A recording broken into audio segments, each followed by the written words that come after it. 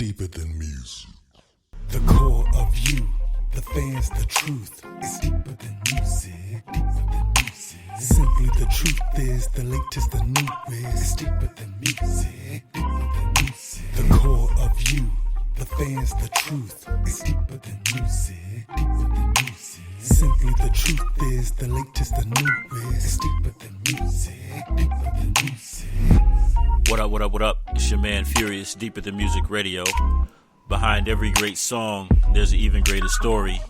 I like to say what's up to everybody listening via Spreaker, iHeartRadio, Google Podcasts, Apple Podcasts, and Spotify. Today we have a very special treat.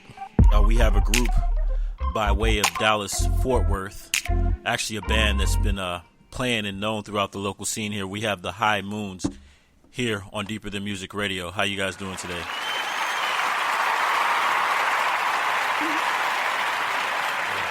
And again, thank you for your patience and thank you for being guest on our show. I guess the first question I have is the name. Where did the name come from? That's you and I. So my sister and I started this band way back when, and the name was actually the hardest thing to come up with because we're 11 years apart. Okay. So like our taste is very different, and at the time she was still in high school. So it was like a bunch of like high school emo names, like the classic, like flying kites and stuff. Indoor kites. And I was like, no, man, I'm like in my late 20s. I'm not feeling that. But I think we were in the car when we decided the name. We were just trying to find something so people could not announce just Jordan and Hannah. And we looked at the moon and we were like, okay, something with moon. New moon? No, it's like Twilight. That's the Twilight book. So, Oh. I think you said high moon because it was up high in the sky. And you were like, is that a thing? And I was like, I think so. Yeah, so then we did a lot of Googling. Okay. Because actually, it just kind of fit. Yeah, when she said Twilight, I thought High Moon. I thought, that was one of the first thoughts I had was Everybody did. Twilight. But no, it's definitely a catchy name. And how would you describe the sound of your band, and what are you bringing to music? I think we're very genre fluid. I think that's kind of where we would lean. You're better at this answer, in my opinion. I don't. Crap. I classify it as indie. It's just it's indie. It's indie. You know, whatever that falls under, I guess. Okay. It kind of has a bad rep with the name, but like. Yeah, we've been described like locally when we've had write-ups or we've had venues reach out to us as like gypsy indie soul, pretty much, and I think that pretty much nails it. Yeah, because I when doing my research, I saw that you had a show, or you actually have a song with one of our previous guests, G Champion. So I like to see that you guys also blend genres of music. So you two are sisters. How can you give me the genesis and how the band formed beyond? Oh yeah, this is all you. Yeah, so I'm the lead vocalist and I write pretty much all of the lyrics. And what I'm good at truly is, in my opinion, is lyricism, and I ghostwrite for a lot of different things. And so I had all these. I guess they were songs without music, but they weren't poems. And so my sister was in a performing arts academy and was learning guitar and was really picking it up very rapidly, and her voice was really coming to be. And honestly, I just prayed on the week and was like, you're in my band now. And you can't not be because I know where you live. And so I sent her a song, and it was actually a lullaby for my kids. And she came up with something like that, and it was like she was in my head and knew exactly the tones that I wanted. That's the thing, is you texted back and you're like, I started to cry a little bit because it's like you knew what I wanted. Like I pictured that. Right. And a lot of people say that because we are sisters and we are the only two really that are just very naturally musical in our family. Our other sisters learning bass, but we're the two that have been really into the arts. A lot of people say we have a leg up on other people because we have that connection that, we're 11 years apart, so I've seen her grow up, and I've had a lot of influence on her music. I molded her into this. I knew this was going to happen. Oh, that's pretty cool. And then how did, the third member, how did you come into play with Nix, can you turn it back up? How did James come into play? Yeah. How did I come into play? Actually, you mentioned the G Champ video. Actually, this is all it's kind of 6 degrees of separation. But energies all coming together to a culmination. Because I was working with G Champ and being his hype man. And I happened to see him, hook up with Jordan at a show and say, it's, because sometimes you have to do things that you necessarily like, not that you don't want to do, but certain once one door closes, another one opens, kind of exactly. thing, Yeah. And and I was, I really wanted to, show people what I can do, behind the kit. And Jordan, I was expressing that to Jordan, and she was gracious enough to open the door for open that door for me to come through and start drumming with the High Moons, primarily in a temporary basis. But then it it turned into something full time, So now we're kind of making trying to just do our thing together now, Oh, okay, so it's like an opportunity manifested itself, and now you're part of the team. Definitely, yeah, okay. Yeah, definitely. In both ways, and interestingly enough, we were an all-girl band. I was about to mention that, yeah. And that's what I read and researched, and then I kind of... We were, and then, James was like, and it was so funny because I said, when we announce you, I'm going to get so many messages from all these male musicians, and joke. We did. We really did that, but... They weren't worthy. And they're like, they're going to listen, so I'm never going to say who, but, you weren't worthy, okay, my guy? No, James just came in, and he understood what we wanted, and more than that, being in the music industry, especially locally, I can't really speak for anything else, but, there's not a whole lot of female-led or even dominated bands, and for him to come in and not try to, force his will and be willing to listen to what we wanted and change his normal styles, it really spoke volumes to us, and it made us comfortable. We were 3, our cellists, we were 3 girls, and to have a very strong personality male who's been in the music industry drumming and has a much more impressive resume than any of us combined, it was really scary, and for him not to wear that like a shield and just knock everything that we had to say or thought down was, was why we really wanted to keep them. So. No, that's good. And that's a good story. And, music is universal. And I've always liked, like you said, the humbleness. You have to be humble. And that's good that you guys came into a fold without, okay, he's this, we're this, but everything just blended perfectly. So the first song that I have queued up is called Mary's Garden. Can you give me a rundown on the song before I play it to our listeners? Mary's Garden is one of probably our oldest favorite song. We have a lot of older songs that fans like that we're not super fond of, but it's probably one of our most versatile songs where what you hear in the recording is our produced version. So it's like what we wanted in the studio. But that doesn't necessarily mean that's what you would hear at a live show, depending on who's there, if someone's missing or what have you. And we're able to make B-sides of it and do a lot with it. And our previous drummer, Marla, is on this. And so now at a live show, hearing James drum on it, and his interpretation's a little bit different. So but the song itself is just, it's not a lot of song. It's just a song. It's just a song about existing and just seeking out whatever's important to you, basically. Okay, so here we have the High Moons with Mary's Garden here on Deeper Than Music Radio. What up? This is Matt James, all the way from Canada. How's she going, eh? And you're listening to Furious on Deeper Than Music.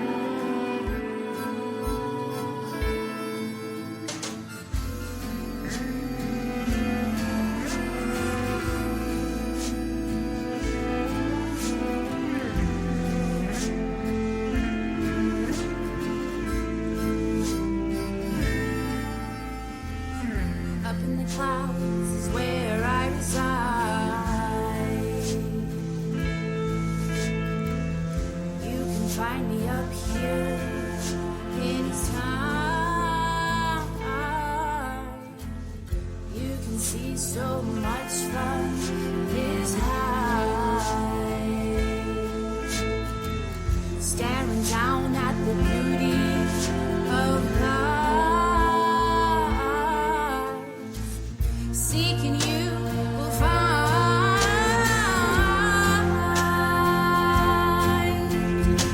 There's nothing left in your mind. All you have to lose is time, so open your eyes. You are not blind.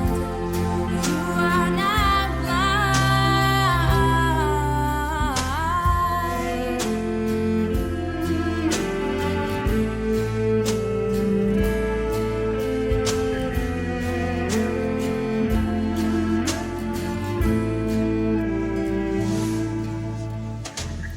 Prettiest girl in all of the world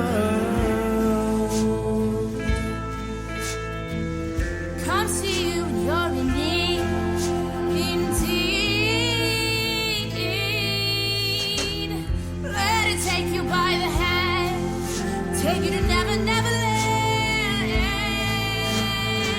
She'll wipe away all your tears, she'll drown all your fears. Seeking you will find.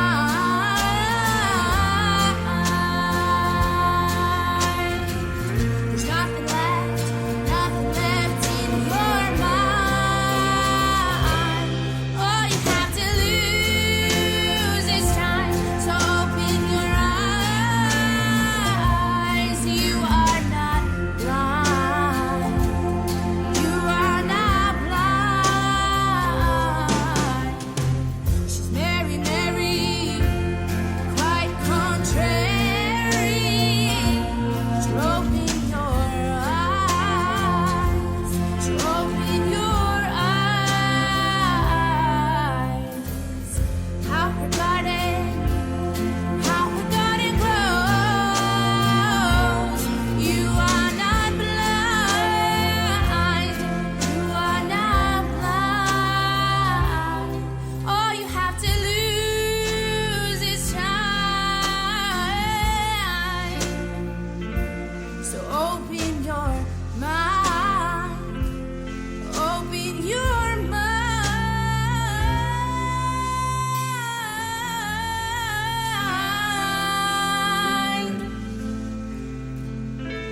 'Cause you are not blind.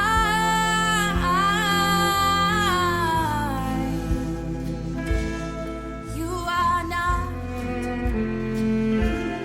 You are not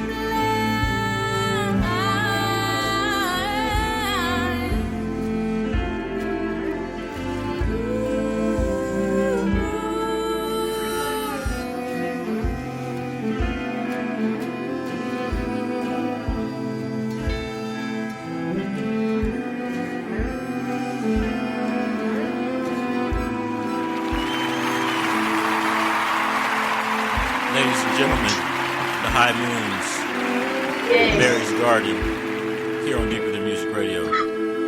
It's a very good song. Thank you. I wrote it. You wrote a very, very good song. Lot of I hear it's got a lot of orchestration to it as well, like strings. Yeah. Yes, That's yeah. our cellist, Becca. Yep. So I wanted to ask. We'll do this individually. Whoever wants to start off first. At what age? When did you know that you wanted to be involved in music? Yesterday. I mean, I was kind of forced into like choir my whole life because my dad he's like Dr. Henderson in music and can sing and play piano and do anything in the world. And so I wasn't really into it because I felt like I was losing my Saturdays for competitions, and I would like purposely try to throw my UIL and like hide it from him. And he's like, I know what the schedule is. I teach. And he made me sing at church, and I just I wasn't into it. And then I developed stage fright like, which I think was also kind of like, oh, I can't because I'm scared to sing.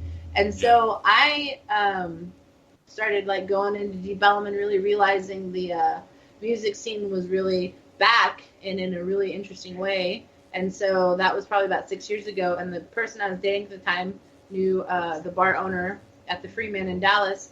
And they did open mics, and he was like, hey, you need to get up there. You can sing. I've heard you sing at home. And so it was like 6 years ago for me that I was like, all right, I'll start. Let's see what this is about. But before that, I just, kind of stayed at home and sang to my kids, and my family knew I could sing, but that's as far as it went. Oh, okay. So it was kind of, because it was forced, you didn't appreciate it until later on.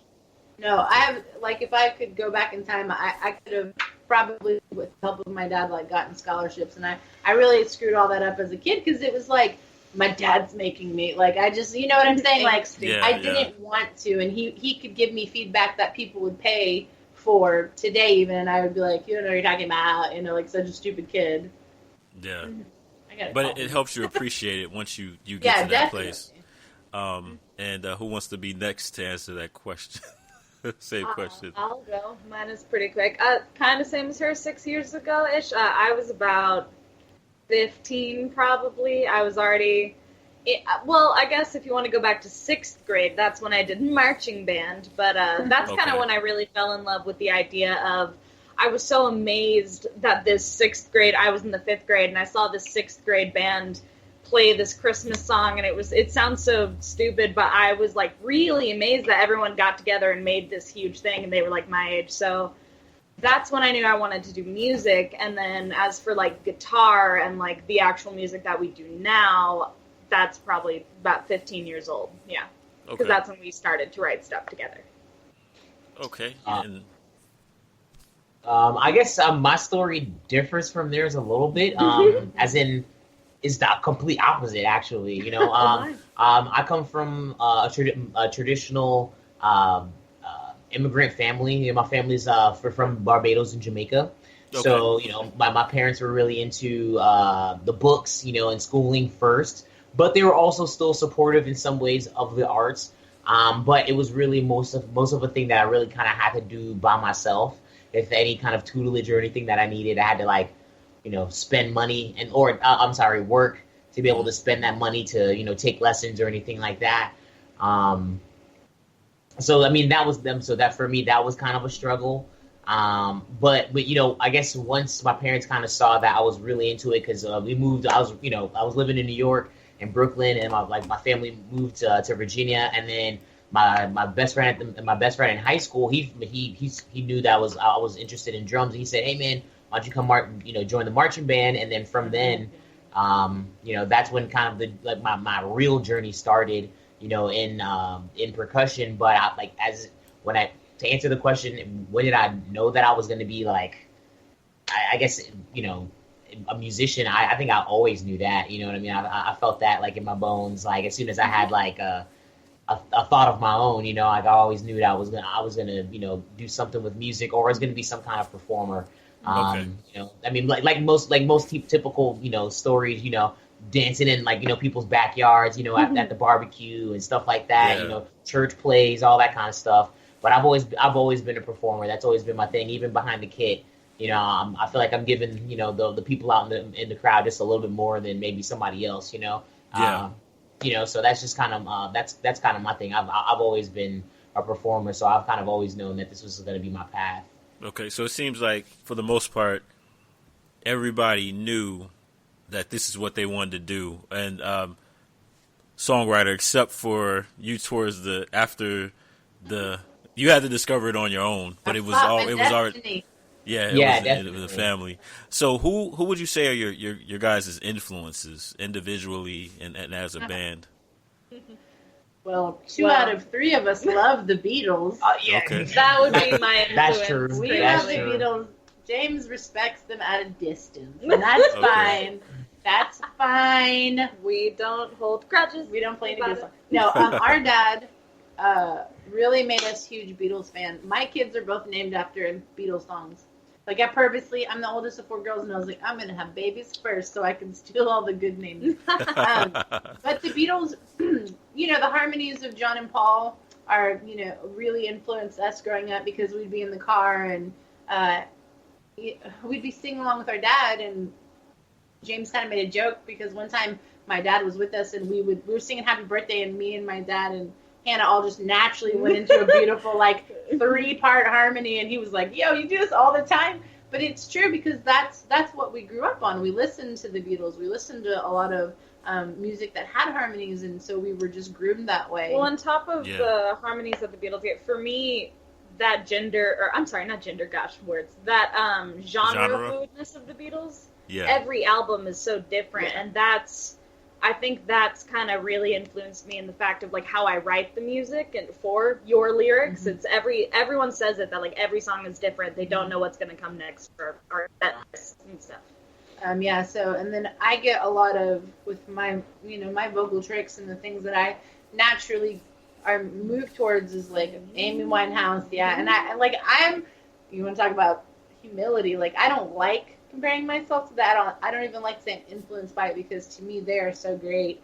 And they're only something that on my best day I could be their worst song type thing. But Amy Winehouse, Duffy, Adele, those strong, with strong lyrics that really mean something to somebody, paired with being able to kill it and do vocal tricks to match those lyrics with those vocal tricks. And I wanted to say that you guys kind of do have a throwback 60s, 50s kind of look about you.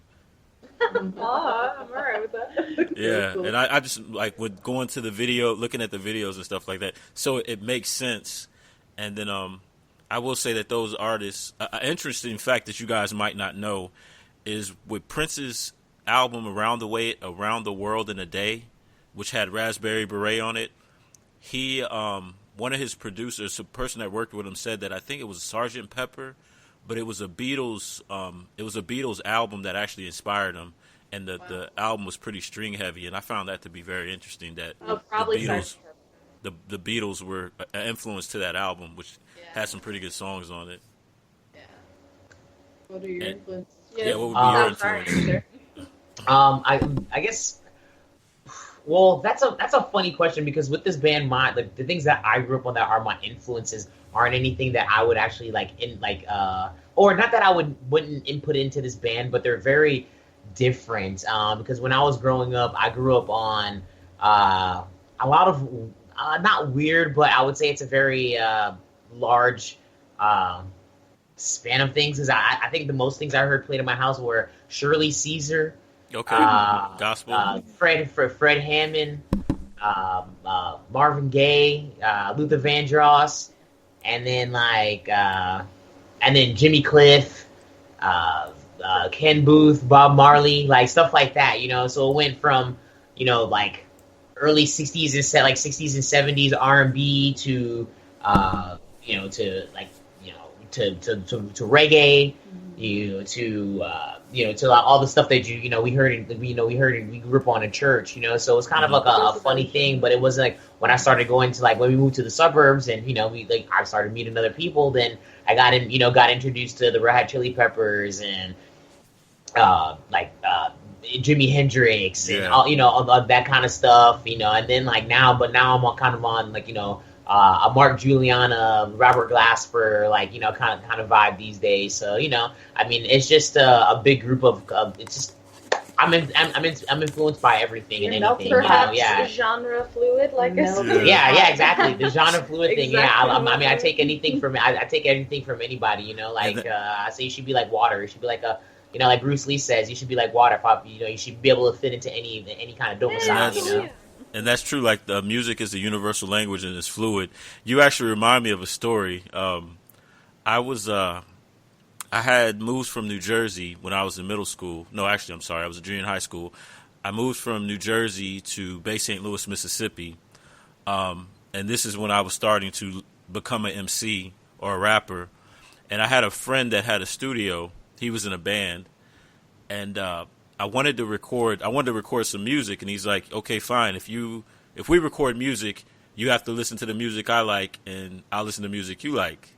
So the first time we did a studio session, he played Jimi Hendrix, I didn't know who Jimi Hendrix was, but just because I was black, he's like, "You don't know who this is?" I was like, "I don't know who this is," but he sounds good. But because of him, I got like more immersed into like bands, and then I also would like freestyle with bands and stuff of that nature. And then when I started working for an AM radio station in Mississippi as well. I went to a broadcasting academy, and then I eventually became a DJ. And actually, one of my co DJs, he actually works for one of the news stations here. Shout out to Ryan LaFontaine. But the one thing they did was whatever genre of music we liked, they put us for like 2 weeks. We did a different genre. I liked hip hop and rap, so I did country for 2 weeks. And what it did was expose me to different types of music, and I've always been appreciative of that. Because a person like me, my influences are Sting, Enya. I love like 60s music, so that's good. That I appreciate the fact that here are these two worlds that have combined, and then just create beautiful music. Because music is fluid. Like when I travel, like you guys are heavily into the British scene. I was actually in London. I want to say I went the end of January into February, and I appreciate the soul and the music that they bring to the table. So I mean, I'm loving this interview because it's just different styles of music and different influences coming together. So after that long spill, next song I have queued up is "She Pays It." Can we get a background on that story before we play it? Yes. So if people do find the video, the hot girl in the video is my sister, who is getting bass lessons and will hopefully be our bassist soon. So we'll be 3 sisters and a beautiful James. But She Pays It was like you said, you have rapped with live bands, and that is not the easiest thing to do, especially if you don't have a drummer in time. And luckily we did. And G-Champ and James already knew each other's style, so that was easy. And then bringing him along into what we did, you know, it just all fit. It was like we wrote the song together, but we didn't. Hannah and I had the song written. I shot it over to G-Champ, and he was like, "Hey, man, I have a verse that I think would go perfect with that." Mm-hmm. And, you know, we did that in like one take. Like, no joke. Wow. On top of that, this was the first time we ever played with James as well. Right. Like, that was the first time we officially. Yeah, literally ever now. Ever. Yeah. And so, you know, it was, the She Pays It is a song that I wrote about, you know, just basically paying for the same mistake of people who were in relationships that you just keep going back to, even though you know it's literally the definition of insanity. Yeah. And I spent a good, 13 years of my life doing that. And, and G-Champ's verse, he wanted to add a male perspective. And usually I'm not super into that. And but I was like, all right, you're pretty good. Let's see what you have. And so, yeah, that's kind of how that came about. So. Okay, so here we go with the High Moon, She Pays It, here on Deeper Than Music Radio. This is Marquivas Furious Nias, and you're listening to Deeper Than Music Radio.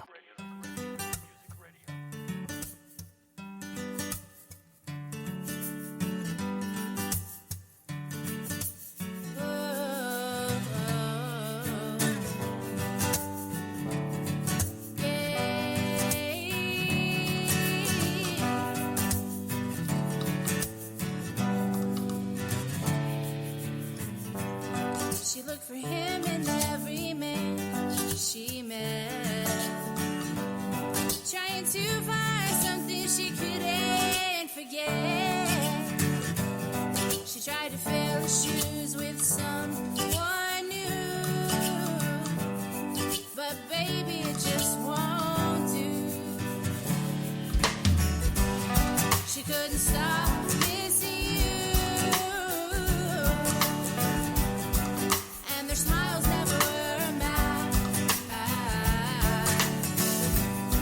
Her attention they could not ever catch. She never let herself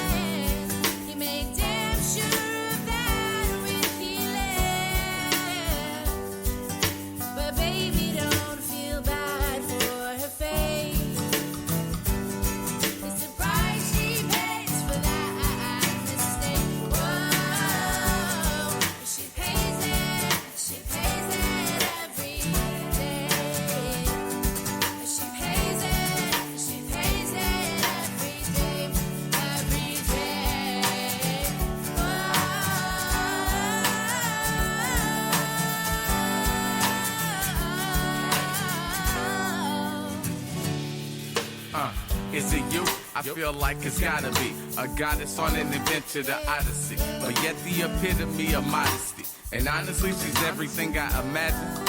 And it just dawned on me, so I approach her with a smile and a wink, and tell her her beauty compliments everything that she thinks. She's muy inteligente, sweet and more than I asked for. Next stop is customs, dark shades in our passports. I see it now. I feel you clearer than ever. Making love until the sun comes up, when or whatever. It's only the beginning. It'll continue to get better. As the time passes, we'll improve and grow older together. Forever. Always to the finish. We in this to win this.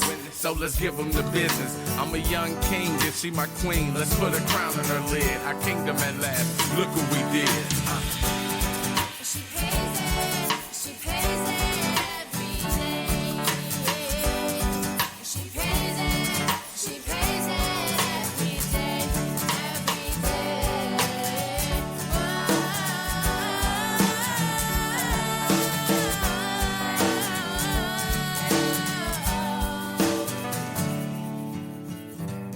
She'll walk through this life. She'll be comforted by the night. High Moons, She Pays It, here on Deep of the Music Radio. Another great song, best songs are based on experience. Man. So, can you guys give us a rundown on your catalog, shows, and all that good stuff? Catalog. So y'all are funny. We're not real musicians, okay? James gets paid for this. She Oh. pays it. That's about me paying him, okay? Oh, just like no, about shows, EPs, songs that you have out. Right now, we have the latest single that we're gonna have coming out is Jordan's Ballad. That should be coming out here pretty soon, and we also with our EP to be named at a later date. Okay. That should be coming out pretty soon. We don't have any upcoming shows at the moment, but that'll be rectified real quick. Yeah, we just went to the Film Arts Festival. We were Okay. in the studios because we got a Dallas Observer Music Award nomination, and that threw us in the studios pretty quickly. And so we've been doing a lot of that. It takes a lot of time. But yeah, the summer typically starts to be pretty busy for everybody over here. I Okay. personally don't like playing in the spring because my allergies are bad and people are expecting these big notes, and then I sound like I hit puberty because I can't breathe. So I try to push them back a little bit if possible. Well, congratulations on the award. That's pretty impressive. And Oh, well, we got a nomination. Which is an nomination. Yeah, I was like, it's just an honor to be nominated. And then we didn't make it. I was like, yo, did you hear me? I said it's just an honor. This is just like winning. Yeah, But I wasn't yeah. happy for the person who won. Oh, So- what's his name? I'm trying to think. And as far as like, because I know you guys have a website. There was a few music videos that I saw though, Yeah, our or YouTube performances. Channel, yeah, our YouTube channel, because we've been on like So Far and Single Car Sessions and other really cool things that have invited us on, which we're just like blown away by, and that's always awesome. And then we had Tuna Pryor out of Denton. He shot the She Pays It video. We have a small thing that we did at our friend's tattoo shop that'll be coming out soon. And there's a lot of videographers that are super talented in the area that want to work with us because a lot of them are only in one genre. And so to be able to partner with us and showcase what our sound and what we do, for whatever reason, they just really want to do that. And so we're really working on more visual art stuff because so many people want to feel connected. You can send out music all day long, but people want to feel a different type of connection. And seeing you and seeing you sing these things and seeing you drum and seeing you strum, it for whatever reason that's really starting to come back. Like, and I can remember that in the MTV days and the VH1 days where I thought it was rad to see these music videos, and then that kind of fell off. And it seems to be coming back. Even on Spotify, you can't even click Spotify without seeing a video now. There's actually video on Spotify. Yeah, Yeah. they have visual art now. A lot of visual stuff on Spotify. Oh now. wow, I'm gonna have to look into that. Yeah, But great. when you said the video MTV and the videos, you just made me completely think about when I was a kid and when Thriller came. I'm telling my age, but when Thriller premiered and when Mike was, MTV and Mike were merged, and Janet Jackson videos, and Yeah, so like the Scream video, that blew my mind when I was a kid. yeah. So so now that we talked about that, so the future holds, okay, shows in the summer, spring, and then the EP. What can we expect from the EP or the project that you guys are working on? You kind of lost connection. Can you repeat that one more time? Oh, as far as like the future project that you guys are working on now, what can we expect? From like the EP is what Yeah. It's going to be, what is it, a 5-song EP? 4-song EP, I believe. Yeah, 4-song EP. We've been trickling them out because people want things to play, and I get it, but Yeah. we've been trickling it out, keeping it relevant.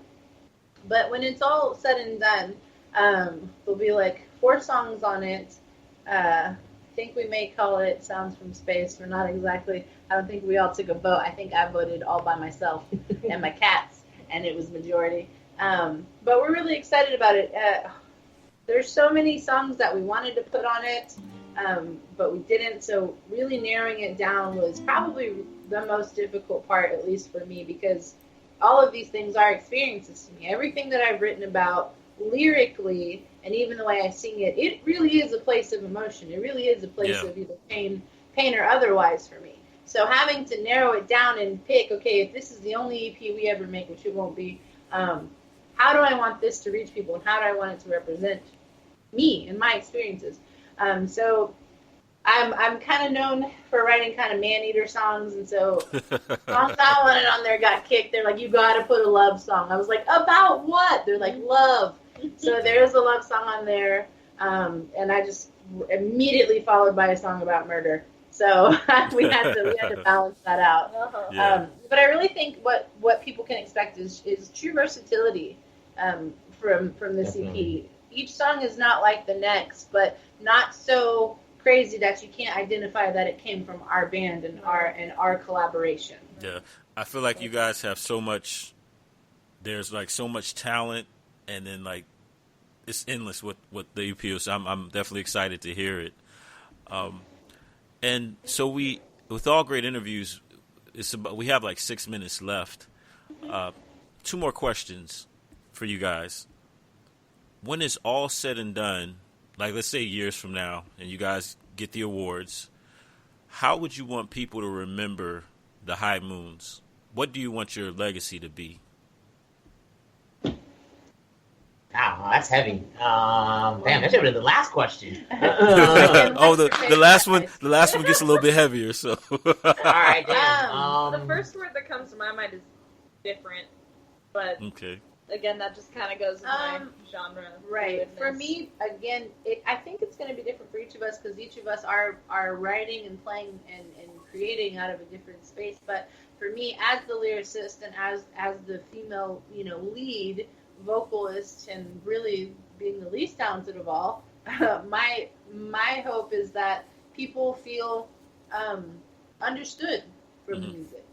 A lot of the things that I write are literally my heart on my sleeve, and people close to me can identify situations I'm talking about. Now, the general public may not, but people can identify. And like we have a song that Buzzfeed featured called "The Gemini," and it's literally about someone that I was almost married to that has PTSD and a mental health disorder and all these things, and it was literally like loving a Mr. Jekyll, Mr. Hyde thing. And to put that out there was, not brave, but it took some courage.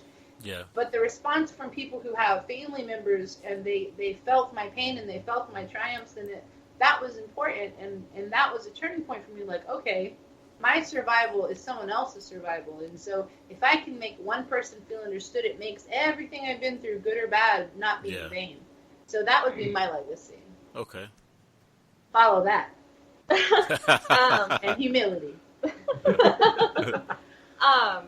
To follow that, again, like I said, the first thing that comes to mind is different, like originality, and I like it when people come after and say, like, like I said, people have said each song was different, and to Jordan's point as well, I love it whenever we've been at a bar just doing an open mic, and there have been girls who came up to her with tears in their eyes, like, how, like, did you read my brain? They were like, how did you know I went through that? Because that song was written for me. And so I really appreciate that. Her lyrics are so powerful. And for me, writing the music behind it, I always wanted to match it and really listen to her lyrics and try to make it just different and make it move people. All right. What about you? After all that, I'm just gonna say I just want to be known, like, our music to be known as timeless. I mean, Okay. Well, I mean, you guys, the human connection. I believe that great artists connect to people on the human level, and you guys definitely reach people on the human level. So we have about 2 minutes left. Last question. I guess you can sum it up with one word if you can. What does music mean to you? Healing. Okay. Connection. everything. Oh. All right. So we're going to close out. Is the song Beg? Or... Oh, yeah. This is the Okay. murder That's one. the murder one. Oh, okay. So, okay. So it cycles through to another one. Can you give us a story on Beg? No, it is. That one and the other one I sent you, they're both pretty, both bad. So that one I like the most. Oh, and I forgot to say, so I have a new music segment that it stopped, but I'm going to restart. So I'm adding your songs to that segment, and then also I have a Deeper Than Music playlist that I'll add your music to as well. So we'll definitely have you in rotation. And I guess we'll close out with Beg, and so this is the murder song. Can you give us a rundown? No murders were actually made during the making of the song. Nope. All right. Well, you guys, thanks for being on the show. And where can the listeners find you guys? Like social media?